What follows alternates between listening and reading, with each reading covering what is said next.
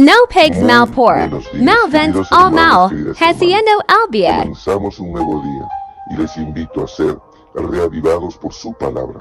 Hoy nos toca leer Hechos capítulo 27 y el título dice La buena voluntad de un hombre llamado Julio. Les invito a leer en Hechos capítulo 27, el versículo 3. Si es posible, ustedes lean en su Biblia todo Hechos 27. Dice así: y al día siguiente arribamos a Sidón, y Julio, tratando a Pablo humanamente, le permitió que fuese a sus amigos para ser atendido por ellos. Comencemos con la historia de este día. ¿Quién era Julio? Era un total desconocido para Pablo, pero este hombre lo trató con humanidad y con bondad. Julio era un centurión romano. Así lo dice Hechos 27:1. Mas cuando fue determinado que habíamos de navegar para Italia, entregaron a Pablo y a ciertos otros presos a un centurión llamado Julio de la Campania Augusta.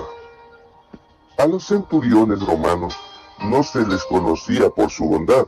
Al contrario, el centurión tenía que ser un sargento e instructor duro y estricto.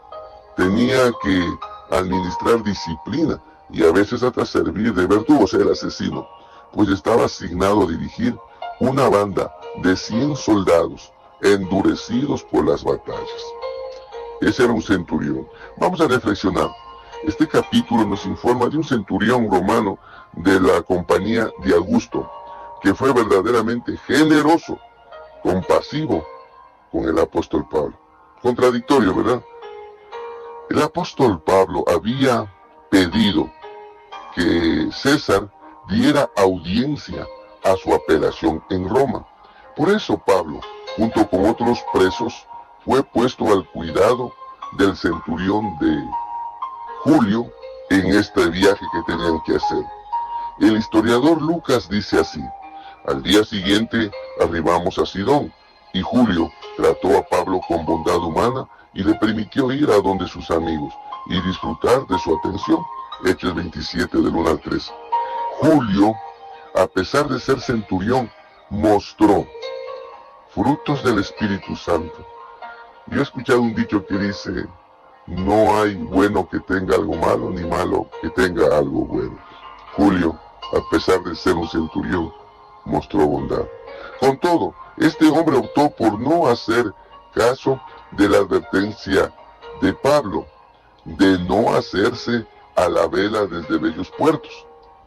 Pronto el barco fue azotado por un viento tempestuoso que amenazó encallarlo en los bancos de arena cerca de la costa norte de África. Hechos 27, 8 al 17. Ahí encuentran esta historia. En medio de la tempestad, Pablo se puso de pie y aseguró a los pasajeros asustados que no se perdería ni un alma de entre ellos, sino solo el barco. Con todo, algunos marineros trataron de escapar. Pablo entonces dijo a Julio, mientras había esa tormenta y todo el susto: a menos que estos hombres permanezcan en el barco, ustedes no pueden salvarse. Hechos 27, 21 y 22. Esta vez Julio optó por prestar atención a Pablo y no se permitió que los marineros escaparan. O sea, el barco se iba a hacer pedazos, pero Pablo dice: quédense aquí y se salvarán. Y lógico, y Julio hizo caso a Pablo. Tal como Pablo había predicho, la nave encalló sobre un bajío y se quebró porque temían que los presos escaparan. Los soldados a bordo decidieron matarlos a todos, a los presos. Sin embargo, una vez más Julio intervino y prohibió a sus hombres, y así le salvó la vida a Pablo en ese día. Hechos 27, 32. Recuerde, la Biblia no nos dice qué le sucedió a aquel bondadoso centurión, ni si llegó a abrazar la fe cristiana o no. Cualquier bondad que mostró fue una demostración del amor de Dios tocando su corazón.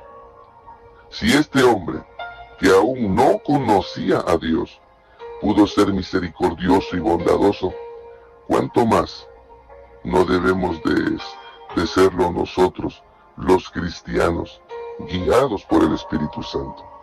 Permítanme hacer un llamado. Comienzo haciendo una pregunta directa, frontal. ¿Es usted bondadoso, bondadosa? Es fácil ser bondadoso con nuestros seres amados, con los hijos, los sobrinos, los padres, madre, hermanos. Es fácil ser bondadoso. Un hijo defrauda y hace daño a papá y a mamá, y los padres siguen ahí luchando por este malcriado. Pero yo le pregunto, ¿usted es bondadoso o bondadosa con la gente que le hace daño? Muchas veces la gente que hace daño lo hace porque tiene un corazón malo, lo hace con organización y decide hacer el mal. Y hay veces que se puede hacer daño sin quererlo, sin darnos cuenta. ¿Cómo es usted? Lo que haga, hágalo con bondad, hágalo con misericordia. No hay persona más hermosa que aquella que muestra bondad y misericordia. Le invito a ser los Julios en estos tiempos donde el racismo, el autoritarismo, el egoísmo, los celos, el orgullo priman por donde quiera. Les invito en esta mañana a decidir usted a ser diferente a los demás. Le invito a dejar el egoísmo, el orgullo, porque eso es lo que existe en el mundo ahora. Ciertamente, si un soldado pagano que no conocía a Dios podía mostrar bondad, ¿cuánto más debe ser movido a hacerlo el pueblo de Dios? Seamos como Jesucristo. Aún aquel hombre que lo iba a traicionar y vender, le trató con bondad y le dijo, amigo, ve a hacer lo que tienes que hacer.